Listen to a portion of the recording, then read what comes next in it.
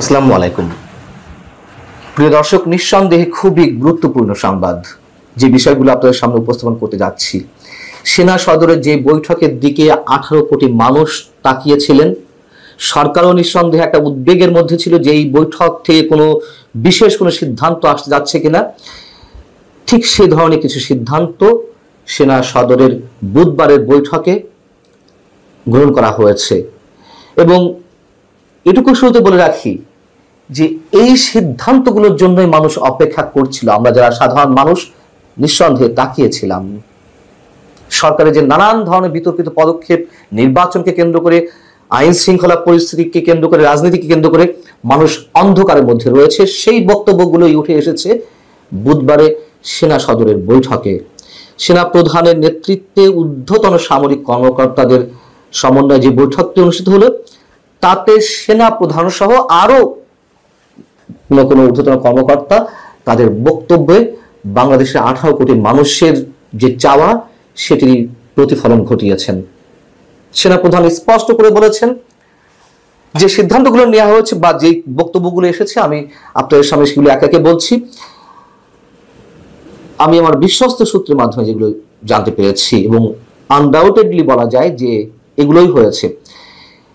সেনাপ্রধান বলছেন যে বাংলাদেশের ভূমি ব্যবহার করে কারোর বিশেষ স্বার্থ উদ্ধারের জন্য কোনো ধরনের কোনো করিডোর দিতে দেয়া হবে না।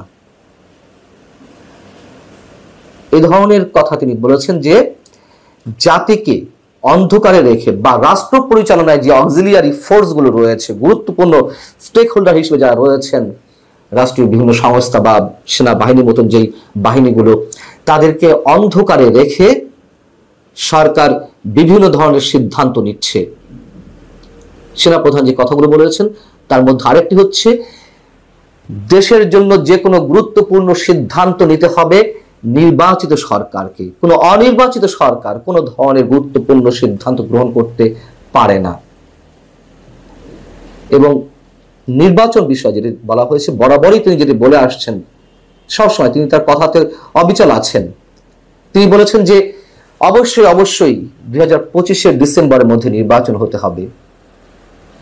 সেখানে উপস্থিত ঊর্ধ্বতন এক সামরিক কর্মকর্তা, একজন কমান্ডিং অফিসার, এই মন্তব্য করেছেন যে আমাদের যে মহান মুক্তিযুদ্ধ এবং আমাদের জাতীয় গৌরবকে আর কাউকে এতটুকু স্পর্শ করতে দেওয়া হবে না।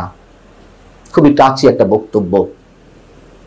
মব সন্ত্রাস সম্পর্কেও সেখানে বলা হয়েছে, সিদ্ধান্ত নেওয়া হয়েছে আর কোনো ধরনের মব সন্ত্রাসকে প্রশ্রয় দেবে না সেনাবাহিনী। সেখানে যারা উপস্থিত ছিলেন সামরিক কর্মকর্তারা, তারা সবাই এক বাক্যে সেনা প্রধানের সব ধরনের বক্তব্য এবং সিদ্ধান্তের প্রতি তারা একাত্মতা প্রকাশ করেছেন এবং তারা এই মন্তব্য করেছেন যে তারা সেনা প্রধানের যে কোনো নির্দেশের অপেক্ষায় আছেন। সেনা প্রধানের যে কোনো নির্দেশ দেশের স্বার্থে, সমাজের স্বার্থে, মানুষের স্বার্থে তারা যে কোনো কিছু করতে প্রস্তুত। প্রিয় দর্শক, নিশ্চয়ই আমরা প্রত্যেকেই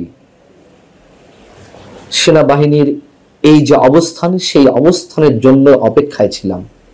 সেনাবাহিনী কেন, যে কোনো বাহিনী বা সরকারের যে কোনো কম্পোনেন্ট অথবা সরকারের এই ধরনের আচরণের জন্যই তো মানুষ বসে আছে। যে একটা গণঅভ্যুত্থান হলো, সেই গণঅভ্যুত্থানের চাওয়া তো এগুলোই ছিল। এবং সংস্কার বলে যেগুলো ঘটনা হচ্ছে, যে টাইম পাস করা হচ্ছে, এগুলো মানুষের সামনে একেবারে স্পষ্ট হয়ে গেছে, কোনো সংস্কার হবে না। এগুলো মূলা ঝুলিয়ে রাখা হয়েছে মানুষের সামনে। মব সন্ত্রাস কেন সেনাবাহিনী বন্ধ করতে পারছে না, বিশেষ কোনো ব্যবস্থা নিতে পারছে না? কেন আমাদের মুক্তিযুদ্ধের উপরে একের পর এক যে আঘাত আসছে, মুক্তিযুদ্ধের স্মৃতি চিহ্নগুলো যে ধ্বংস করা হচ্ছে প্রত্যক্ষ এবং পরোক্ষ কোনো কোনো বিশেষ গোষ্ঠীর সহযোগিতায়, সেইগুলোর বিরুদ্ধে কেন সেনাবাহিনী কোনো অ্যাকশন নিচ্ছে না? এই প্রশ্ন তো অগণিত মানুষের, আমার মনেও ছিল। কিন্তু আমার একটা দৃঢ় বিশ্বাস প্রথম থেকে ছিল, আমি এর আগের কন্টেন্টও বলেছি, সেনাবাহিনীকে কেউ বিতর্কিত করুক অথবা সেনাবাহিনী বিতর্কের মধ্যে যতটাই পড়ুক, শেষমেশ জাতির স্বার্থে, মানুষের স্বার্থে, দেশের সার্বভৌমত্বের স্বার্থে সেনাবাহিনী কঠিন সিদ্ধান্ত নেবে। সেটি দেখা যাচ্ছে, আমরা দেখতে পেলাম আপাতত। এবং আমরা নিশ্চয়ই অপেক্ষায় থাকবো যে এই সিদ্ধান্তগুলো কিভাবে বাস্তবায়ন হয়, এবং আমরা আশা করব সরকারকে, যারা সরকারের একটি বিশেষ অংশ, পুরো সরকার ব্যবস্থাকে যারা উল্টো পথে পরিচালিত করতে চাইছে, অথবা এর পেছনে যে ম্যাটিকুলাস ডিজাইন রয়েছে সেগুলো বাস্তবায়নের জন্য যে একটি বিশেষ গোষ্ঠী তৎপর রয়েছে, আমরা চাইব তাদের শুভবুদ্ধির উদয় হোক। দেখুন, আমি বারবার যতবার হতাশার কথা বলি, সব শেষে কিন্তু একটি কথা আমার বিশ্বাস থেকে আমি বলি, যতই খেলা হোক, যা কিছুই হোক না কেন, শেষমেশ আমাদের যে মুক্তিযুদ্ধ চেতনা, সেটাকে ভুলণ্ঠিত করা যাবে না। মানুষের যে চাওয়া, বাঙালির হাজার বছর যে সংগ্রাম, যে ইতিহাস, এগুলোকে পারমিট করে না। হয়তো অনেক ধরনের সংঘাত, সংঘর্ষ, রক্তপাতের মধ্য দিয়ে আমাদেরকে এগিয়ে যেতে হয়েছে, এবং দিন শেষে আমাদের যে শুভকামনাগুলো, সেগুলোই বাস্তবায়ন হয়েছে। এখন যেহেতু সরকারের শীর্ষ মহল এই বৈঠক নিয়ে উদ্বিগ্ন ছিল, এবং সেই জায়গা থেকে সম্ভবত গত মঙ্গলবার প্রধান উপদেষ্টার নেতৃত্বে 3 বাহিনীর প্রধানের উপস্থিতিতে যে একটি হাই প্রোফাইল মিটিং হলো, যদিও সেটি বলা হয়েছে আইন শৃঙ্খলা সংক্রান্ত উচ্চ পর্যায়ের বৈঠক, এর আগে আমি বলেছি যে এই শব্দের মধ্যে অনেক ধরনের রহস্য লুকিয়ে আছে, যেখানে পুলিশ প্রধান উপস্থিত ছিলেন না। যাই হোক, যথেষ্ট গুরুত্বের সঙ্গে নিয়েছিল এই বৈঠকটি সরকার, যে কি হতে যাচ্ছে, কি সিদ্ধান্ত নিতে যাওয়া হচ্ছে। এবং আমার মনে হয় যে এগুলোকে কেন্দ্র করে যদি মুখোমুখি কোনো অবস্থানে কোনো পক্ষ দাঁড়িয়ে যায়, নিশ্চয়ই সেটি দেশের জন্য ভালো হবে না। আবারও বলি, দিন শেষে এগুলো টিকবে না। অনেকের সাময়িক স্বার্থ হাসিল হতে পারে, উদ্ধার হতে পারে।